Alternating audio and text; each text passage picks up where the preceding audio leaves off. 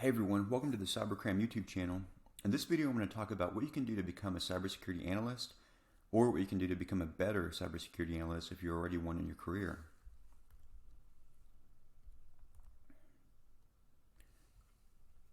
So in general in this presentation I'm going to talk about what you can do to become a better cybersecurity analyst or even a great cybersecurity analyst by discussing 5 main points.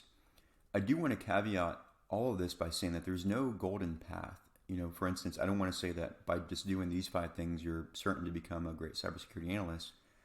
But in my opinion, doing these 5 things will help you increase the probability of becoming a better cybersecurity analyst. I think especially with the first 2 points, there's a good amount of maybe contention is the word in the community about whether you should get certifications or you should quote unquote get a college degree. And again, there's no golden rule here. There's no thing saying that you have to do this, but again, it's my opinion that I think these will increase the probability of your success within the cybersecurity field. So why do I recommend the certifications route? Of course, I've got a couple other videos where I talk about certifications, but in general, the number one thing they do for you is they increase your knowledge. They help you build that just a foundation of knowledge in general.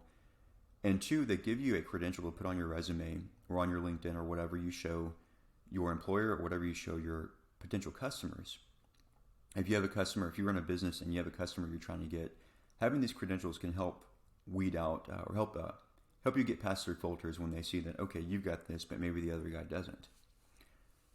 So in general, why do I start with recommending operating system certifications? Certainly there are cybersecurity certifications out there, and I think there's no hard and fast rule which path you start, but I do find that understanding operating systems is really helpful. For example, my route of learning and getting into cybersecurity started with the Microsoft Certified System Engineer or MCSE certification.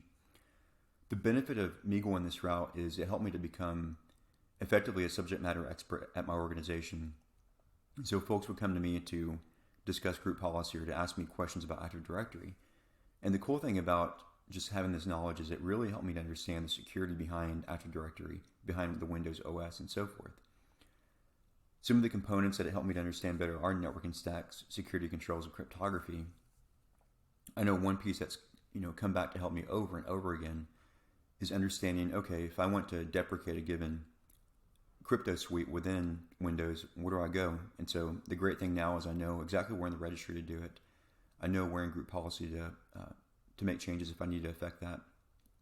Anyway, in general, I do recommend OS certifications. I think something that's been really helpful for me too is understanding the significant differences between Windows and Linux security. And so oftentimes these topics do come up about how to secure one or both. And so again, it's just a great foundation to have in your background.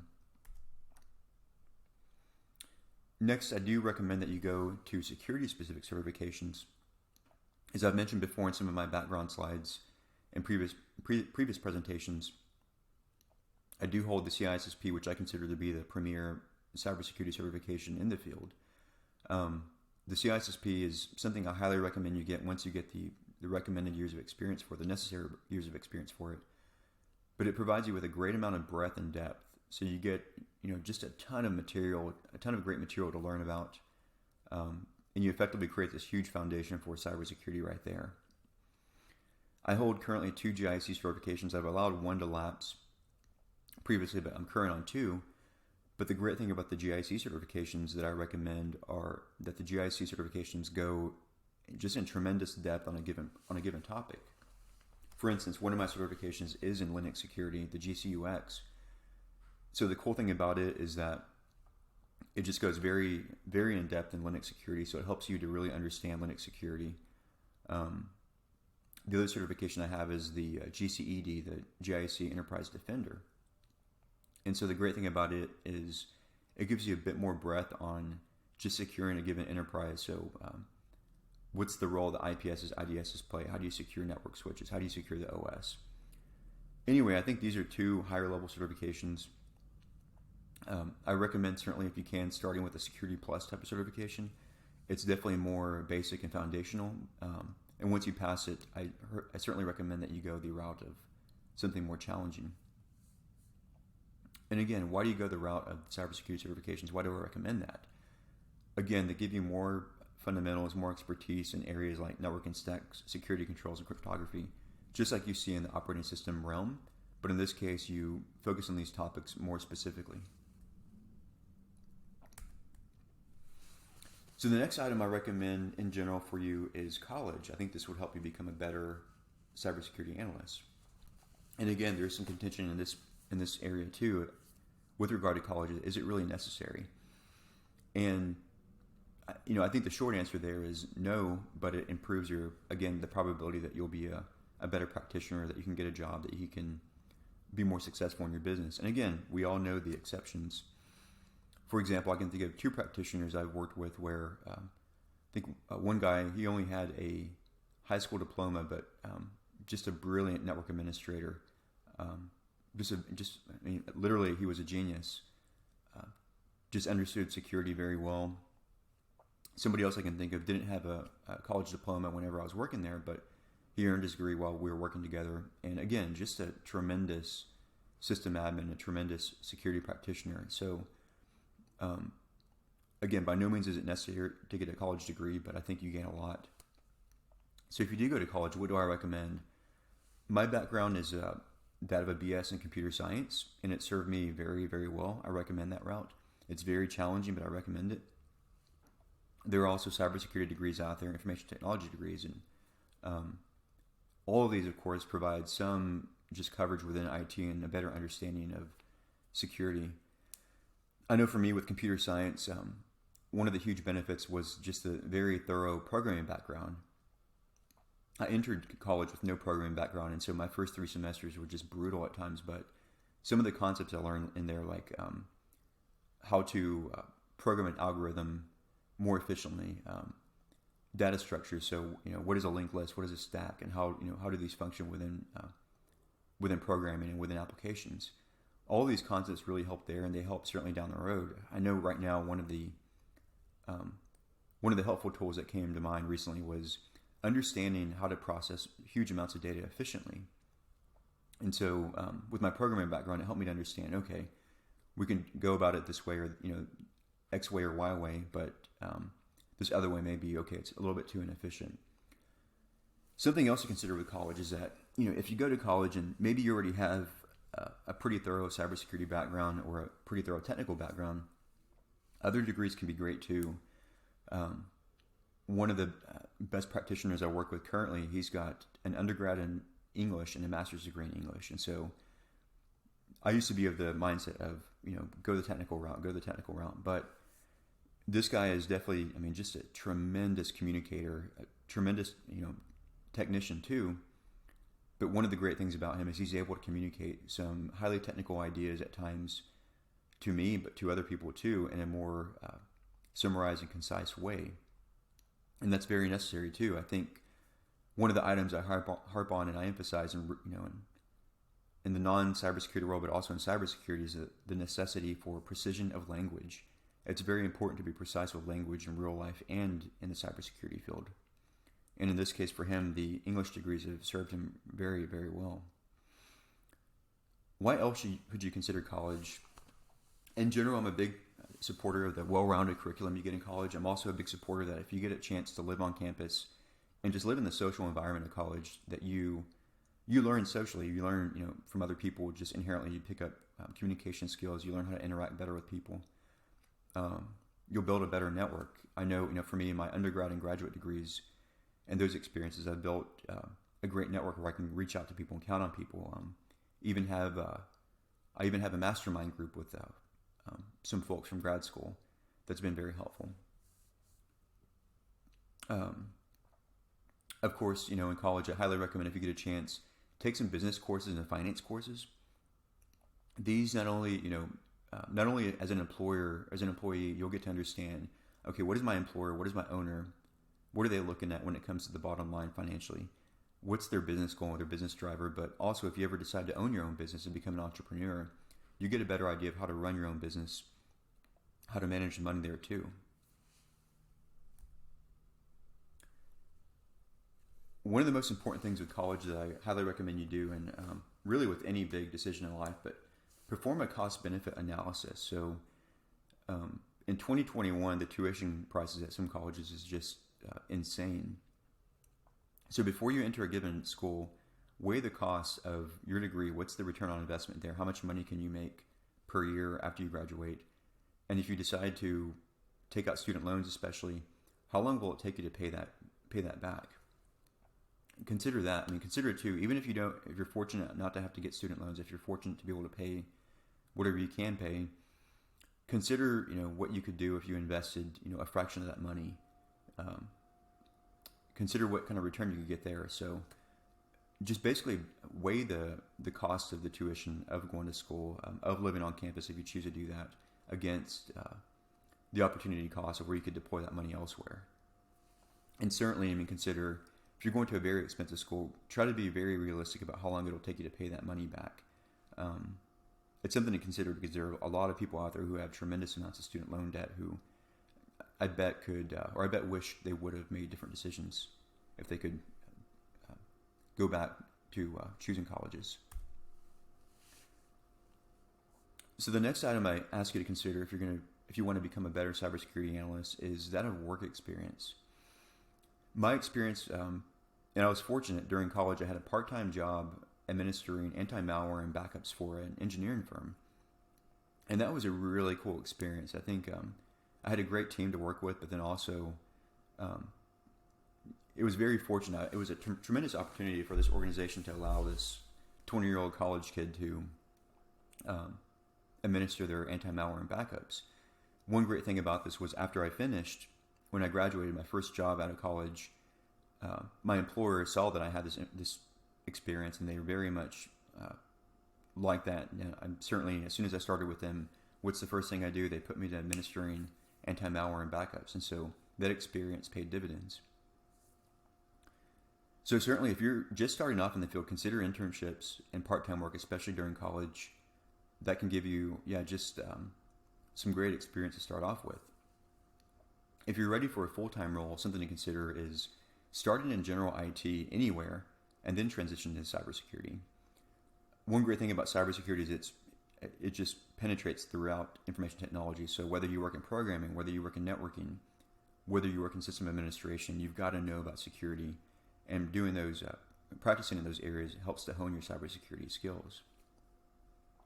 Of course, if you can find a job directly in cybersecurity as an analyst, as a pen tester, as whatever it is, if you can get that role, go ahead. Obviously, go ahead and take that and start off, jump in there.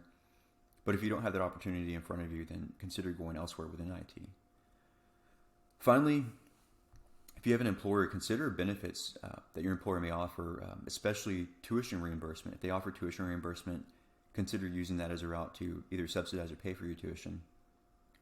If your employer offers training, consider the training to get a certification. Consider training to, for instance, administer firewalls or a SIM, security information event management system, an IPS or IDS. Consider training. Consider using the training budgets to learn any and all of that.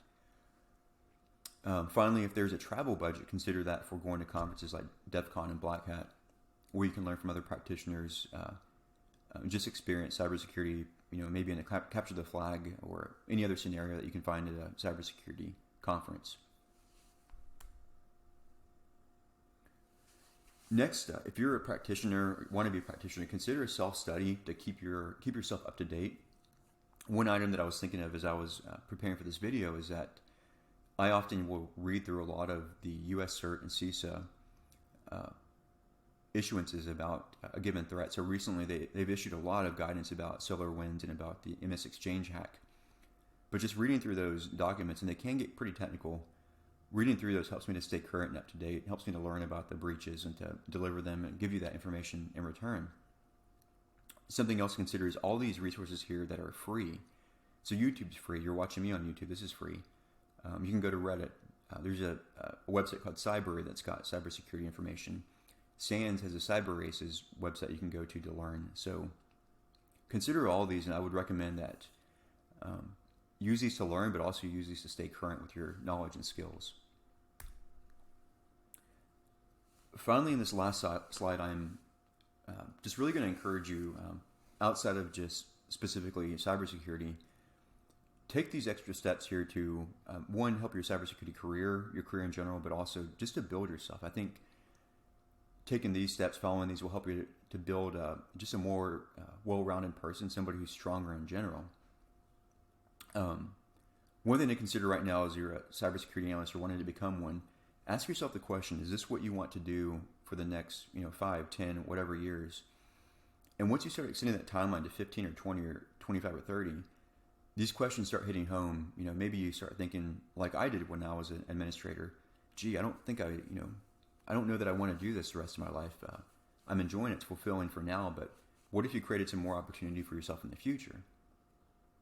And to that end, I'm suggesting Toastmasters really as a way to improve your communication skills. If you ever want to become a manager, a director, own your own business, for example, communication is going to be really important.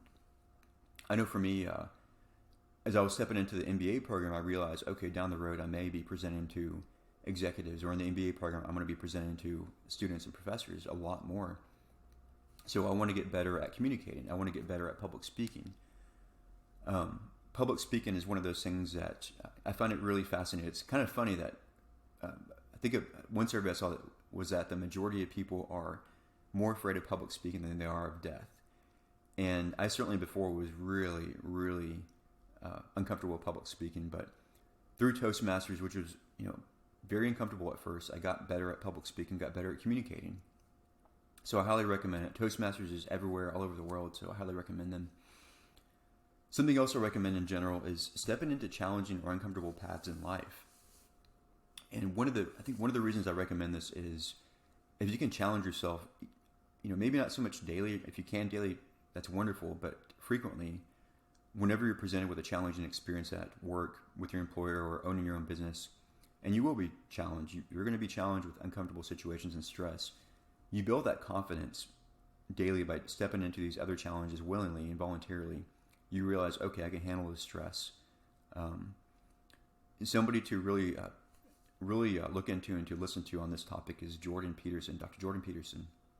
And he talks about a metaphor of him counseling one of his clients who's afraid of elevators. And he talks about how he urges her to initially, okay, just look at the elevator, then next, touch the elevator, then the next step, the next day maybe, or the next week, take a step in but step out.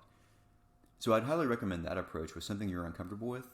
Just step into it slowly, and over time you'll realize, okay, I can take this on, and you'll realize the other challenging things in life, you can take those on as well.